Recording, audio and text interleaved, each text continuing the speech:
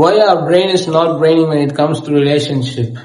நம்ம யாரு வேல்யூ பண்ணலையோ அங்கதான் நம்ம பிரெயின் போன்னு சொல்லும். நம்மள யாரு கஷ்டப்படுத்துறாங்களோ அங்க போ, உன்னை யாரு கேவலப்படுத்துறாங்களோ அங்க போ.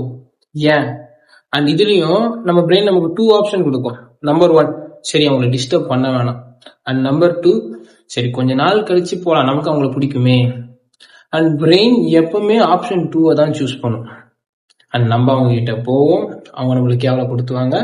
அண்ட் அந்த டைம்ல திருப்பி நமக்கு ஒரு 2 ஆப்ஷன் வரும். இந்த வாட்டி நம்பர் 1, சரி இப்போ வேணா கொஞ்ச நாள் கழிச்சு போய் பேசலாம்.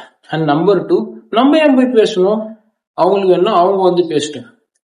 And this time our brain will choose option 1. ஏன், எதுக்கு? அண்ட் அகெயின் போவோம், repeat. And also I don't get this girls, ஏன் எதுக்கு இப்படி? ஊர்ல எவ்வளவோ பசங்க இருக்காங்க, why do you choose those guys? why? நீ இன்னும் அவன் லைஃப மாத்துற, அவன் லைஃப மாத்துறன்னு உன் லைஃபை கெடுத்துக்காத. அந்த மூளை இருக்குல்ல, மூளை ஆப்பிள் மாதிரி ஃப்ரெஷ்ஷா அதை கொஞ்சம் யூஸ் பண்ணு. அதனால மூளையில உட்காந்து போன் நோண்டாம கொஞ்சம் மூளை யூஸ் பண்ணினா ரிலேஷன்ஷிப்லயோ இல்ல வாழ்க்கையிலயோ பொழைக்கலாம். புரியுதா?